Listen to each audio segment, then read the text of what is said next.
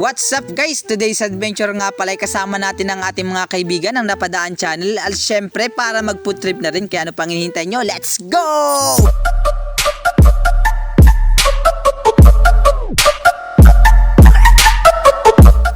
Hello, what's up guys? Kumusta po kayong lahat? Sana'y okay lang kayo palagi guys. At sobrang na-miss ko kayo dahil lang araw na akong hindi nakakapag-upload ng ating video dahil sa sobrang busy sa trabaho. Pero for today's video guys ay kasama natin ang isa sa sikat dito sa ating bayan ng Pola, ang Napadaan Lang Channel. At yes guys, sila makakasama natin sa ating adventures. Maghahanap nga po pala kami ng aming pupud tripping ngayong tanghalian at sakto guys, masarap ang luto nila at matitikman natin lahat kung paano magluto ang Napadaan Lang Channel. At bago tayo pumunta sa ating paroroonan ay madadaanan muna natin guys ang kanilang napakagandang treehouse. Nakaka-relax guys kapag nandito ka. Paros nga po pala guys ang aming pupud tripping ngayong tanghalian at hindi naman kalayuan dito sa Palisdaan. Kaya naman bago tayo magsimula ay syempre mag-i-intro muna. Let's go! So ayun guys, kasama natin si Arcel at sinama natin ngayong araw na manguha ng mga paros dito sa loob ng mga mangroves natin. At ayun, let's go! Samahan nyo kami sa adventure namin ngayong araw kasi napakasaya nito guys. Let's go!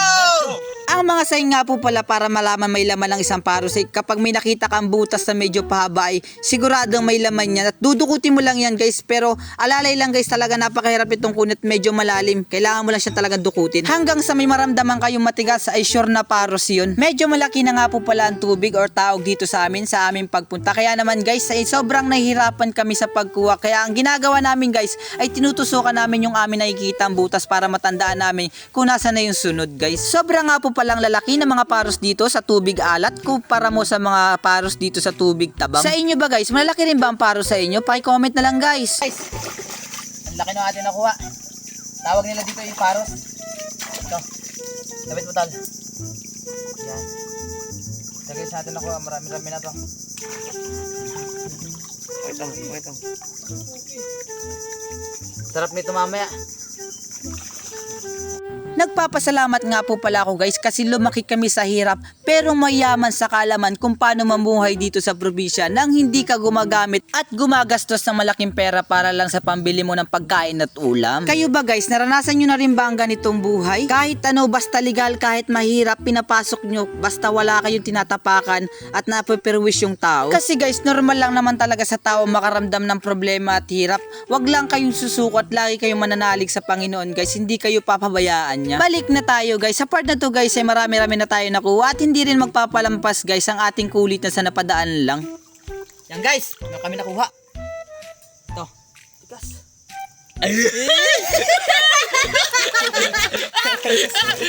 Sobrang sarap nga po pala nilang dalawang kasama kasi guys mapipil mo talaga na welcome ka sa kanilang buhay kahit hindi ka naman nila kaano-ano. Gaya nga po guys, at natatandaan ko pa nung mga bata pa kami ay hindi naman nila ako kasama pero naging kaibigan ko sila ay talagang parang kapamilya at kapatid na ang turing nila sa akin. Balik na tayo guys sa ating adventure. Dito nga guys ay magtatanghali na kaya naman nagpasya na kaming umuwi.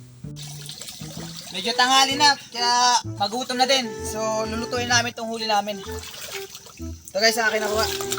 Okay na to. Meron pa naman sila. Ito guys, lalaki. Laki ng paros namin nakuha. Gana nito. Ginawahan nito. Woo! Sarap! Tara! Let's go na! Let's go! Magluto.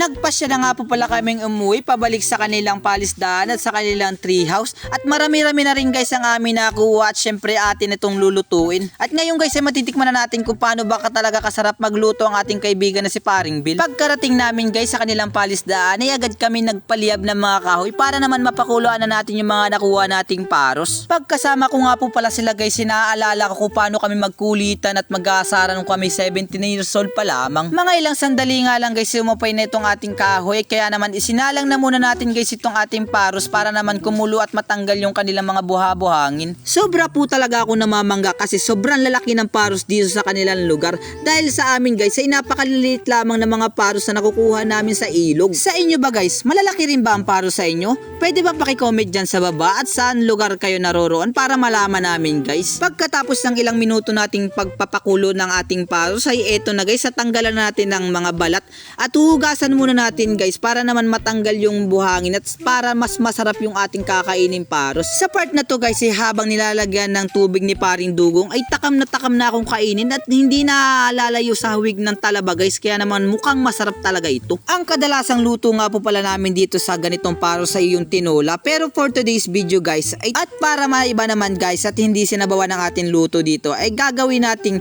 tortang paros. Napakadali lang guys magluto nito at napakasimple lamang ng mga ingredients niya. Lalagyan nyo lang siya lang itlog at crispy fries. Syempre lalagyan nyo ng sibuyas, bawang, paminta para naman magtimpla yung lasa. At gaya na napapanood nyo guys sa kanilang mga video, itong si paring dugong ay talaga napaka-excited na matikman ng ating luto at hindi na siya guys makapaghintay. Sobra nagpapasalamat nga po pala ako guys kasi nakasama ko silang dalawa dahil sobrang tagal na namin magkaibigan at hindi na rin bago sa akin. Sa mga achievements sila at mga buhay na napagtagumpayan, sobrang bilang kaibigan ay proud na proud ako sa kanilang dalawa. Natatandaan ko pa guys ng mga bata pa kami at hindi pa sila pumapasok sa pagiging content creator at sumasayaw pa lang ang hilig nila. Sobrang hangang-hanga ako sa kanilang kasipagan at pagsasakripisyo sa buhay para lang makatulong sa kanilang pamilya. Dumating na nga po sa point na halos sa mga tao ay pinagtatawanan sila pero binabaliwala nila guys. Yan ang pinakang hinahangaan ko sa kanilang dalawa. At ngayon guys makikita nyo sa kanilang buhay ay talagang mapapasabi kayong nagtagumpay na nga po pala talaga sila. Sobrang napakadaldal mo talaga Kuya Zelo. Sa part na to guys ay ready ng ating lulutuin. Syempre guys hindi natin makakalimutan mag-pray at magpasalamat sa Panginoon sa mga binibigay niyang biyaya sa kalakasan ng pangangatawan at sa ating pagbangon sa buhay. Sobrang natin pasasalamatan sa kanya yan guys. So ayun na nga guys, tapos na tayo magdasal kaya ano pang pinakahihintay natin guys, samahan nyo kami sa aming food trip ngayong araw. Let's go! So ayun na mga guys, medyo hapon na at magutom na talaga kaya samahan nyo na kaming kumain. Tara, let's go! Let's go! Tingnan nyo naman Ang ginawa nito. Guys sausaw natin sa ketchup. Ito guys, pakasarap. Tapos makakasama pa mga kaibigan mo. Top! Abaw! Tuloy na pinaghirapan. Ayos, sulit yung natin, adventure natin. Baka sulit. Kasubukan ko sa dugong guys. Gusto mo subukan din Pinaking bilog ni dugong guys. Doon nga rin pa. Masanay na nga po pala kayo guys sa amin dahil ganito talaga kami sa isa't isa. Kahit napakalayo ng aming agwat at si paring Bill ay mataas na ang kanyang antas, ay pinipilit niya maging mababa para maging ka-level niya mga katulad natin na mabaguhan pa lang sa pagiging content creator. Kaya naman guys, sobra akong nagpapasalamat sa kanilang dalawa kasi ni minsan hindi sila nagbago sa pakikisama sa akin mula noon hanggang ngayon guys ay sobrang nagpapakumbaba pa sila at tumutulong sa ibang tao. At sana maraming blessing pa dumating sa inyo at pagpalaid pa kayo ng Panginoon. Hanggang dito na lamang po guys ang ating video. Sa wakas, paalam!